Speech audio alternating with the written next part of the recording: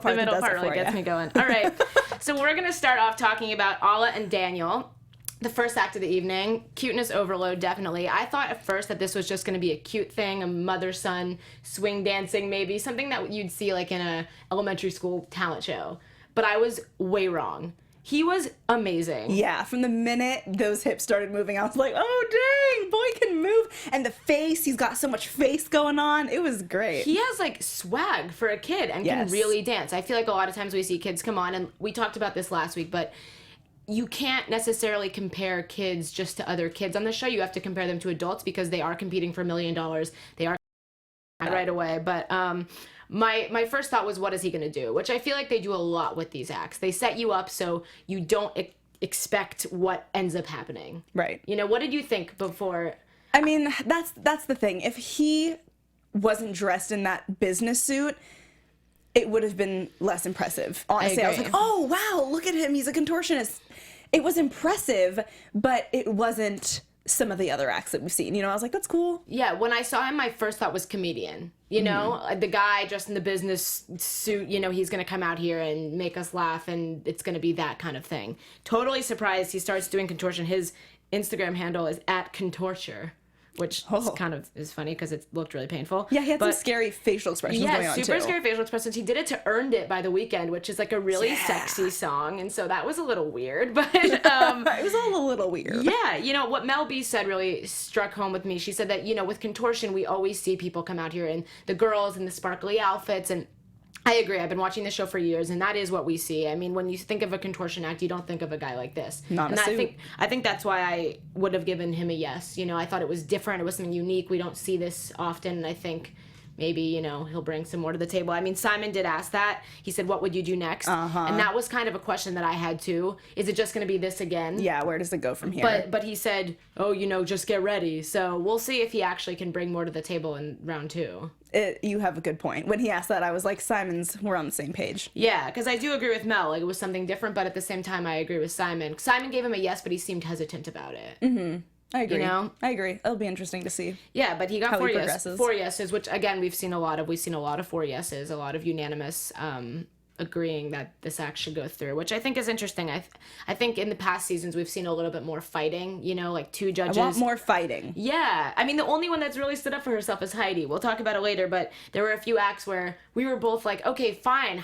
Like, finally someone is agreeing with us. Like, this is not talent. Because you see so much strong talent on the show that sometimes I'm confused when things slip through the cracks. When things get through. No. Because you see some decent ones go home. So you wonder, like, how, I don't know. I sometimes question their judgment ability. Yeah. Well, they're getting paid, I guess. Yeah, the big bucks. Next up was Musicality, the high school choir. Yes. Warms my heart. They were really cute. They were an a cappella group. They sang Night Changes by One Direction, which right away... Good choice. Right away I go, Simon's going to love this. One Direction's his baby. Mm-hmm. So that was an interesting choice. What did you think about them? The music critic in me has to be harsh, and it's like, if they didn't have this really, really nice, warm story, I mean, they came in, I was like, wow, what a nice sound, but they were pitchy, and they're young, and I feel so bad saying it, but Megan was a AfterBuzz host for The Voice, so she has been listening to extremely good musical talent for the last 20 weeks or whatever. I mean, I've also performed since I was 6. Right, so yeah. They were good. They were good. They were good. And they won't go very far. They were good, and America buys into these stories. I've been watching the show for a long time, and we love this kind of stuff. We're sappy people here, the America's Got Talent fans. So I can see how this would go far. My one question was, do we think that this was better in person? Because the audience was going crazy. Simon loved it, and he's, I feel like, hard to impress musically. So maybe we just didn't translate well to television, which I think sometimes can happen. There were a few acts later in the night that I was like, I wish I could have seen this in person, you know, because I think that there's a special... You get something different when you're there, and in the end of the day, these shows are competing to be live in Vegas, and so it really is almost more important to be good in person. So they got 4 yeses. Heidi actually pointed out what I mentioned about them singing a One Direction song for Simon. So I mean, I'm not the only one that thought about that. Then we kind of got like one of these little montage-y packages.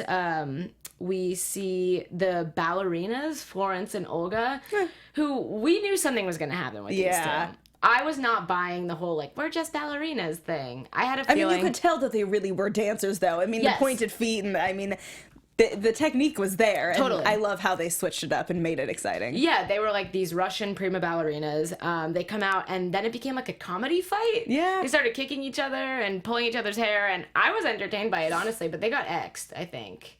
They didn't make it through. The karate, 2 guys, one was grabbing another one's crotch. They got an X. Yeah, there was a lot of grabbing. Sure. And then he was cursing. He cursed at Simon. He's like, this show is beep. So that happened. And then Violin Monster. Yeah. It was just like a little montage of acts that were not very strong. Not impressed. Yeah, so that was a package of a bunch of X's. Big nose. Then we get to Tita. Oh, gosh. The 62-year-old laughter coach from She Seattle. walked out on stage clapping for herself. Yes, she did. She was like... confidence. So what she does is actually really nice. She works at a hospital and like gets people like laughter therapy to make them feel better, which I respect and think was beautiful. At first I was like, can I adopt her as my grandma? And then she did her act and she did a penguin laugh and then a silent laugh. And at first you laugh with her for a second. Different laughs. That's funny.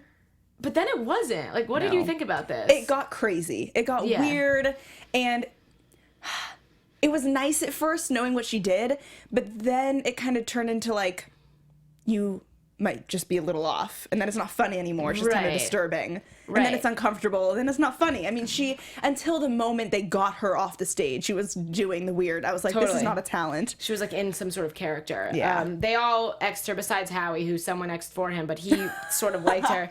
Simon was like, have you been drinking? You're giving me a headache. I kind of agreed with him on that. I thought she was cute and charming, but definitely not talented. Then we see Simon's son and Howie's granddaughter being really cute together. They're gonna get together. Yeah, they're trying to set them up. They're trying to set up a bunch of 1-year-olds. A little too soon. A little too soon, but I do support it. That would be really adorable. Moving on to the next set of acts, we have the Edgar family. So Nikki Edgar and then her daughter Jazz. And then her husband, ages 15 through 36. So as we see, that is a very narrow age range. Yeah. Nikki had Jazz when she was a teen mom. She had a record label. This woman, who, by the way, is gorgeous. We were talking about that. She is so pretty. Stunner. And the kid is really good absolutely looking, gorgeous. too. They're a beautiful family. She had a record label. She was a Christian singer. She performed in front of hundreds of thousands of people, and she got pregnant when she was really young. We thought at first it was 13. It was not 13. Yeah. That worried me for a minute. When I was 13, we were like, oh no. she got signed. Oh, okay. No judgment, though. No judgment. It's not my life. Yeah. But Anyway, she got signed, ended up getting all of her records pulled off the shelves when she was pregnant, ended up having her daughter. And it's a beautiful story, and I feel like a lot of the show right now is about stories more so than talent a little bit. Mm-hmm. At least this episode I felt that way. They were very strong on the tearjerkers which is nice. It's nice to see. I mean, I'm a sucker for that stuff, so I was like sobbing for an hour, but I agree with Simon that the daughter was the strongest singer in this group. When he saw her, I saw her right away. I was like, Simon's gonna like her, and then Simon liked her, and I knew he would because she had the strongest of the 3 voices, and I hope next time they come back, she actually gets to sing the lead. Maybe she was really talented. When the husband came in first, I feel like we were all like, oh, we don't care about you. Yeah, shh, go away. Yeah. We want to hear the girls. I thought they were nice. I thought they had a really nice singing voice, and I think it was a little more about the story. Right. Which, props sounds like a difficult thing to go she's through, overcome a lot. But. So they got 4 yeses. I think that they have the potential to bring more to the table. I mean, there's always like a singing group of sorts, and so I'm interested to see where they go. Next we have the amazing Sladek. And he was. Amazing. And so those of you who have watched previous seasons, last season, Uzair, whose last name I'm not even going to attempt to say, he did the ladders, and this really reminded me of that. Uzair, if you remember correctly, fell. And so I was really nervous the entire time that Gary Sladek was up there, as were the judges, I'm sure, because they were there in person when Uzair fell. But this was epic. This was like one of the coolest things I've seen in a long time. He went higher than anyone I've seen on the show. He stacked the chairs so high that he was behind the X's. Yeah. That peeking through that little set that's hanging up there. That was amazing. What did you think of this one? I was definitely on pins and needles the whole time. He was on chairs. I was on pins and needles. We both had to stand up the worst. while we were watching this. Thank you for that. I needed something. I'm worse than those other comedians that we'll get to. It was amazing. Those aerial shots that they were doing where you see like the top of his toes, So cool. So he not only was he climbing the chairs, but then he would like do hand balancing on them, like 100 feet in the air. I don't even know How old is he? 58? 57? Yeah, he's 58. Amazing. And he said that no one his age does what he does, and I can attest to that. I've never met a 58-year-old who does things like that. Heidi made a funny comment about his outfit. She's like, this outfit is so 70s, and I kind of liked it. It was who he was, and I thought he was entertaining. Definitely. So he got 4 yeses, obviously. I was hitting my own personal golden buzzer for him. I loved this guy. He would have gotten my golden buzzer. I think that he is totally unique. We've seen stuff like this, but he pushed the limit more than I think I've seen in a while. I mean, Uzair is very similar, but this was just a little different. You know, it was something cool. We haven't seen a ton of like daredevil-y kind of acts yet this season. I'm excited to see what he balances on next. Yeah, I think that this is an act where there's a lot of room for growth rather than, you know, with some of these you wonder what they're gonna, the contortionist, you wonder what is he gonna bring next. He's gonna just bend himself again in half. That was very cool, but you know, so that was that. Next up, Malevo, who they refer to themselves as the Magic Mike of Argentina, which I can agree with. Yes, I understand. Do you want to have a go at explaining what they did, because Oh man, can't quite put it into words. it was, you know what it was? Simon put it into words for us. What did he say? It was like Riverdance Part 2. I did not expect them. I didn't either. I thought it was going to be a fun, you know, kind of Blue Man Group drumming thing, which it was. It was very impressive, just the drumming. But then they are moving their feet and dancing incredibly. And then they get out the whips. And then there's whips. And I mean, it's also rhythmic, and it just must take so much practice to get that. They were in sync like you wouldn't believe. They were amazing. Howie said something that really stuck with me. He goes, I've been working on the show for years, and it gets hard to impress me, but you guys just impressed me. And I, as a viewer, I feel the same way. I feel like I see things that, like a contortionist who, if I had never seen something like that before, I'd probably be like, oh my gosh, he's in half. But this was like, okay, this is something new. I haven't seen this before. This is unique. I'm into it. And I love hearing what they all do for their day jobs. Yeah. You know, it's like, I know that walking around in my daily life, I'm going to come across, you know, random people, and they do stuff like this. Yeah, That's amazing. You might be talking to a badass Argentinian Magic Mike dancer and not even know it. I wish. I hope. So they got 4 yeses, obviously, well-deserving. I think that they're going to bring a lot more cool stuff to the table. They're feel passionate. They have a lot of tricks up their sleeve. The fact that they whipped out, I can get one of those too. There you go. They whipped out whips and tap dancing and drumming all in one act. I can only imagine what else they have up their sleeve. Other than some sexy muscles. Yeah, the shirt's unbuttoned. Heidi was into it. Heidi was into it. She was into it. I had a blast watching them. I think that they were really memorable and different, exciting. Like, it was fun to watch. I didn't want it to be over. It was one of those where I was like, I could watch this for another 5 minutes. This could be in Vegas. Totally. I actually really agree. I think that some of these you have to remember that that's the prize. Mm-hmm. And can you envision this show in Vegas? I can imagine them. That was really cool. Yeah. Yeah. Not my favorite of the night, but not my least. Like, one of my, you know what I mean? It wasn't like the best of the night. We'll get to our favorites, but it was definitely up there. Next up, we have a couple comedians. The first one, I was having secondhand embarrassment and like kind of physical pain watching this. Yeah. And it hurt me to watch it. And I'm honestly, that must be hard for him to watch now, watching it back and having everyone, you know, I don't know. Tough. His name is Dani, and he's a comedian. And Heidi guessed he was a comedian right when he came out, just by the way he looked, which I thought was funny. Simon X'd him, but almost kind of turned away when he did it and did it with his elbow. I think he didn't like want to hurt him almost, but it was a miss. It was a miss. I felt like there is a lot of potential there. Sometimes I see comedy acts and I'm like, oh, you should just not do this with your life. Sorry. But with him, I was like, there's so much there. I would want to hear his material. I felt like he had the inkling of good timing. You know, I felt like his timing wasn't terrible. Maybe just like jokes about your mom in that sense just don't hit for anyone. Thank you. He's on. You're on with the sound effects tonight. Killing it. I do think, though, what I appreciated what Howie did, because the crowd was booing and saying X him, and that was hard to watch. And Howie, as a comedian, I'm sure everyone has shows that they don't do their best. that they have a choke moment, they don't perform the way they want to. And I think that this was his moment of failure, essentially.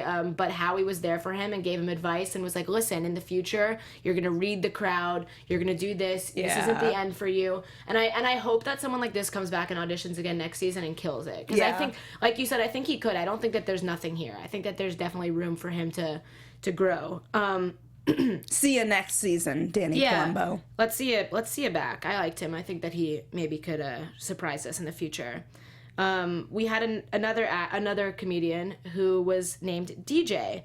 And second I saw him, I kind of had a crush on him. He's really cute. He has these blue eyes that are awesome. So DJ was wearing hearing aids and talked about that right from the get-go, that he has had hearing loss since he was a kid. His parents noticed that when he was about 4.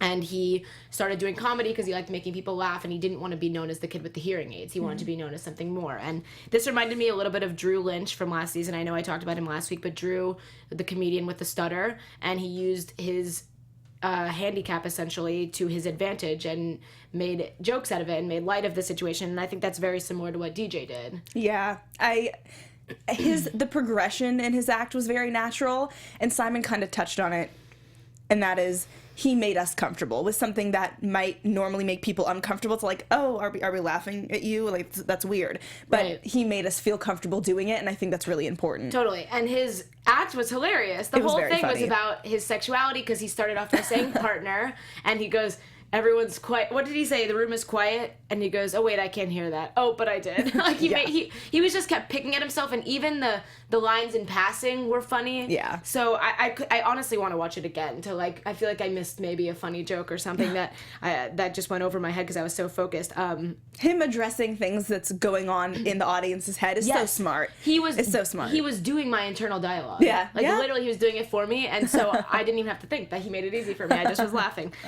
It'd be so funny if he bombed a joke and then just took out his hearing aids. Oh my gosh, yeah, he didn't want. If he took out his hearing aids, he wouldn't know that nobody liked it. If he was people were Xing him. That's the way to roll with a bad joke. That's like how he's talking about. Just like drop the mic. He is great. I had a blast watching him. I actually thought that Howie was going to give him the golden buzzer. I know Howie loves comedians. He gave Drew the golden buzzer last year, and I was like, where's the golden buzzer? But he got 4 yeses, and it was a lot of fun to watch. I am really excited for the rest of his material. I know Mel said, she's like, I didn't want it to be over. And I didn't either. I felt the same. I didn't think it was 90 seconds. I feel like sometimes when I'm watching these, I'm like, is it time yet? Why aren't they hitting those X's? No, this was awesome. I would go see him do stand-up tomorrow night if I could. He was great. I really liked him. Not sure if he's gay or straight. Yeah, we need everyone to get on the Twitter let's tweet right at now. him and find out. Let us know. Let us know. I had a lot of fun watching him. If he wanted to hang out with me, I would probably hang out. Watching him, listening to him, or just looking at him? I don't know. We'll Maybe see. both. Maybe both. Maybe he'll tell me some biased. jokes. So I really liked him. He's another. If the problem is with me is if I was a judge, I would need 20 golden buzzers because I want to give them to everyone. But he was great. Yeah, I'm rarely reaching for my golden buzzer. Dani's always like, yes, yes. I have a golden buzzer where we watch, and I have an X. And Megan goes, "Is that your X or your golden buzzer?" I was like, "The X is over here. The X is here. The golden buzzers." I reach farther for my golden buzzer, but I like to. I should get a little yellow, like an easy button. Yeah, we should. Oh, we should get that. Okay, and put a little gold sticker on it. We'll do that. Maybe I'll bring it next week. You already have one? I'm gonna make it. This week at Arts and Crafts. Yeah, that'd be funny. And I'll get gold confetti to fly out of the sky. I'll just throw it at you when we feel excited. We're pretty annoying when we watch this show. I don't know if at home you watch the same way I do, but we're screaming. We're very reactive. We clap after the end of every act. That was great. Round of applause. I cheer. I cry. We cried. We'll get to that. Yeah, there's a lot of emotions. This is like a roller coaster watching this show for me. Next up, we have John Hettlinger, I believe his last name is. He's an 82-year-old singer. Who was an aerospace engineer. He's been in the Navy. He's really had his resume is stacked. Yes, now impressive. He sings. Again, I'm trying to adopt all these grandparents. When I first saw him, I was like, he is cute. I want him as my grandpa. Look at that toucan on his shirt. Yeah, so it was colorful. So cute. His pants are up here. And they were literally up here. And his wife was adorable. And they were dancing together before. And he said that he sings and he likes to go on cruises. So I was thinking, maybe a Frank Sinatra song or something something I was expecting, something like that. And then we got heavy metal headbanging music. Yeah, I was not happy about that. Me either. I just wrote weird. Yeah. Why was he not X'd earlier? I mean, No one X'd him. No one X'd him. no. I was disappointed about that. I was hitting my ex, and that was when you asked me if I was hitting my golden buzzer, because I think you were judging me. I was hitting my ex. I didn't get this. The audience was like laughing and into it. This is one of those moments where it's like, is this a comedy act or is this a singing act? Because if it's comedy, I'm feeling it. Singing, not so much. Yeah, I think he was pretty serious. When he started singing, they cut to a shot of, I think, his wife and Nick Cannon backstage, and his wife was very intently listening, like, oh, like, I hope it's going well. And Nick was laughing. So it wasn't, yeah, she was like, he's hitting all the notes, like, this is really important. I was Notes. He was like, notes? There are no notes in that song. Yeah, I'm not really keen on music, but I do know that this was different. Anyway, I won't miss him. Sorry, John. You won't miss him? Well, you better not, right. because he's coming back. You don't have to miss him. He got 3 yeses from Mel and Howie, and then Simon. Simon almost came to his senses, and then he said, I have to agree with the other two. I was like, okay. And so Heidi said no, and this is where I want to talk about Heidi. Heidi's my girl this season. Let me tell you, I used to hate this. I'm gonna do it all day now because I agree it actually helps. It helps. It looks really dumb. I did it while I was watching Gary Sladek, and it actually was helping me. But so John got the X's only from Heidi, and Heidi, I agree with her because she said X to Rose and Charlie too, and I know we loved them, but like the talent is, these are those acts where like older people come on. Do we think they're comedians or do we think they're being serious? I'm not totally sure. Would you watch this in Vegas? No. I would not pay to see this. No. You know? And so Heidi and I are on the same page this season. I agree with her. There are some that, I mean, I guess I learned at work recently that like over 100 acts go through, so some of them aren't going to be as good as the others, but at the same time I can't compare something like this to Gary Sladek, the guy with the chairs. No. They are in 2 different stratospheres. One is talent and one is not. I'm sorry, I'm not trying to be rude, but you gotta get, he's got charisma. You know what? He's got chutzpah. He's got talent in a lot of other areas of his life. He fixed the space station. And he belongs in space. Let's just leave it at that. He does. He was awesome. I kind of felt like I was on another planet when I was watching him. So he had, well, I'm done with him. I've had enough of John, but next we see a little montage of yeses, which we don't usually see. I feel like the little montages are like, no, no, no, no, no, no. This was kind of fun. We got to see a couple really good acts. So we saw the Karate Kid, who was like a badass.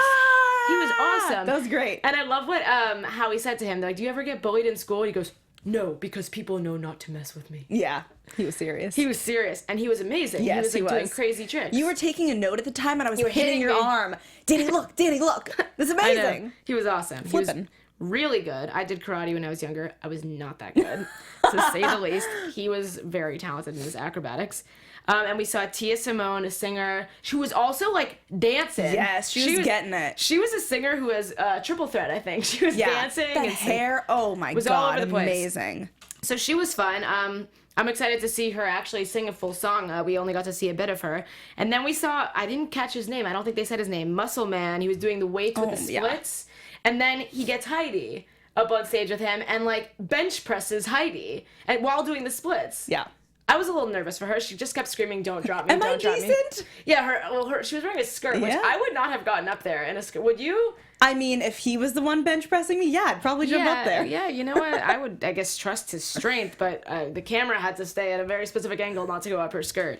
But yeah, so they all made it through, all 3 of those, the Karate Kid, Tia, and the Muscle Man. Yes. So I'm excited to see round 2, we get a little more intimate with each act. So once the auditions are over, we'll probably get to see those for real rather than just in a quick snippet. And then, okay. So these final 2, I need to moment, clearing my mind of everything else I've seen, because these final 2 were the best. I think they were the best 2 acts we've seen at all so far this season. I would agree. I need 6 golden buzzers to juggle right now for the 2 of these acts. So I always know when watching this show from my past experiences that when there's no intro for an act, you know it's going to be epic. Mm-hmm. So we go straight from the commercial break right into this act without introducing them, without giving any of the story package that they usually do. They're like, yo, pay attention. This is about to be real. So we see these little lights, and I wasn't sure what they were at first. Yeah. And they ended up being drones, which was awesome. 20 of them. Yeah, I couldn't count them because they were moving so much. I'm estimating. Yeah, something like that. And so there were drones with 5 dancers. Very and ethereal. as the dancers were moving, the drones were moving with them, and the lights were changing. And I've seen a lot of cool multimedia dancing acts on the show, but it's usually like we saw last week with the screens, and, you know, with the birds and things like that. But this was something I've never seen before. Yes, it was very contemporary. So cool. And what's especially exciting is there is exponential room for growth because they're using this technology that's already expanding, and then the opportunities to grow and do things with it. There's a lot of room. It's great. Yeah, this is one of those acts where you know that they're gonna bring. I think this act could win. Yeah, I'm gonna be honest. Like, this is when we were watching it, I was saying I feel like I'm watching their show in Vegas right now. I would pay to see this. This is very cool. Simon said something like, "I was waiting for an act like this." You know, he's like, "I knew this was coming, and here it is." Because the technology these days is so advanced, like playing with it like that is what they should be doing. And this act was from Japan. They were called 11 Play, which we found out after. And equally impressive to the dancing was the 5 guys that were controlling all the drones. Because at first I was thinking, are they already pre-programmed? But they actually had like techies dressed in all black doing this while the girls were dancing. So they had to be choreographed so much them. Coordination. Amazing. So much coordination. And if one thing messed up, it would have messed up the entire thing. Because if you think about that, if one drone went out of line, it would have knocked into all the other ones. Like, it had to be perfect to a like, they were a machine as a group. Yes. Well said. They were a machine. They're a well-oiled machine, and I can't wait to see what they do next. They had 4 yeses. I was, like, fairly certain the Golden Buzzer was going to happen, but it didn't. But I didn't care because they were so great. I gave them mine. Yeah. I've been giving them out left. They don't need one. No, they don't. That is actually very true. I agree with that, because Golden Buzzer, what it does is it sends you directly to the live shows, and I have no doubt in my mind that this group is going to make it to the live shows. Yeah, I can't wait to see what they do. I actually am almost glad they didn't, because we'll get to see more of them in the next few weeks. You know, we don't have to wait until the live shows to see them. We're going to get to see them again soon. So 11 Play, you're awesome. That was very cool. And then last, but definitely not least, we have Grace Vander Waal, 12-year-old singer. Yes. She's adorable. Tears. Megan, who is very critical of singers, actually liked this one. I did. I really, you know, she does this, she has a very mature voice for a 12-year-old. I'm curious to see how it changes as she matures and goes through puberty and maybe gets training. I don't know what kind of training she already has. But this, like, affected way of singing, you know, like, switching. It was very Florence Welchy, I thought. Or something. It was. And there's a big opening, a big welcoming for that kind of weird, affected, you know. Folky kind of music. Yes. And she was playing the ukulele, and she sang an original song. Which, honestly, even on any singing competition show, that doesn't fly in auditions. I don't know if you know, like, when you watch this kind of show, or if you watch The Voice, or even American Idol when it was on, you sing covers. Down upon, yeah. You sing covers, and if you sing an original, it better kill, or else you're just gonna like. This song had dynamics, a change in tempo. I want to buy it. Yeah, I would buy it. It was the lyrics were very introspective. Totally. I mean, I can't wait to see what she does, and she deserved that Golden Buzzer. I didn't exactly see that coming. I didn't either. I actually was losing track of time because I know the Golden Buzzers are always at the end, but I was losing track of time, so I wasn't really expecting it, and then it happened, and I was. Howie! I think I did a mic drop with my pen. And then we're forgetting the most important part almost. Simon. The most I mean, I got up and walked away from the table at that point. Yeah. So Simon says to her, which coming from Simon, as all of you know, he is the music producer extraordinaire. He discovers celebrity. He discovers the biggest stars, One Direction, like Kelly Clarkson, people that are huge celebrities, Carrie Underwood, all these people from Idol, all these people from X Factor. He says she is the next Taylor Swift, which... Damn, girl. If Simon Cowell says that to you, he goes, we found a star. He was like, I'm mad I didn't hit my own Golden Buzzer. She's special. She is. I drew a star next to her because I was like, she is a star. You literally wrote chills by. I wrote chills by. Yeah. She's everything. This girl is a queen, and I love her. And her hair is adorable and pink and cute, and her song really told the story. And it's like a 12-year-old girl gets up there and slays like that. Just like that. Just like that. It made me think, like, I can do anything. Me and Grace taking on the world. Giving us hope. I mean, they said, you know, people are going to know your name now because her song is about people not knowing her name. And her life has, I think, changed forever. This girl. Definitely. Because I think I compared her a lot to Laura from last week, the 13-year-old girl. They're probably gonna be best friends now that I think about it. 13-year-old girl and 12-year-old girl on the same show. Yeah, roommates. So I compared them a lot to each other, and in my opinion, I like Grace better. It's more my type. It's more type of music. I think that Laura's equally talented in terms of opera singing is very impressive, but I think in terms of like what America wants, I think that they're gonna like Grace a little bit more. But I don't know. I think about Jackie Evancho from season 4, who was an opera singer who was about Laura's age at the time, ended up winning. So I don't know. I think that both of these two girls are forces to be reckoned with in this competition and are going to go far. Different parts of America will gravitate toward each of them. I agree. I agree. Yeah. I mean, I have no words for Grace. I already requested to follow her on Instagram. Like, she's amazing. Big fans already. Can't Grace. Wait. Yeah. We won't see her in the coming weeks, which is disappointing. So that's what made me think of that with 11 Play. You know, it's like we won't see Grace now until the live shows. But I wonder if do you think she's gonna sing a cover again, or a cover this time, or do you think she's gonna sing an original again?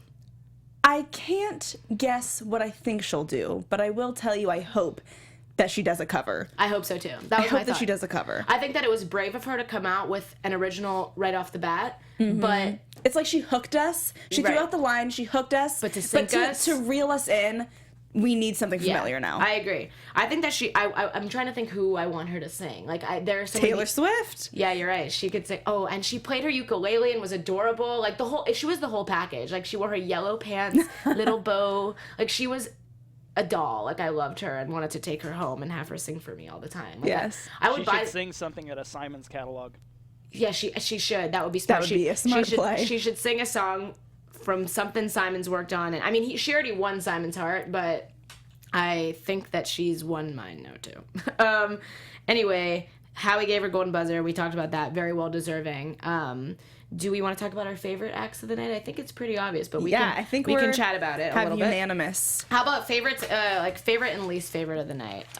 Let's not include Grace because she got the golden buzzer and she's obviously favorite. So like, let's do besides Grace. Okay. Who is your absolute fave? 11 Play. 11 Play. Yeah. It was so unique. I agree. And special.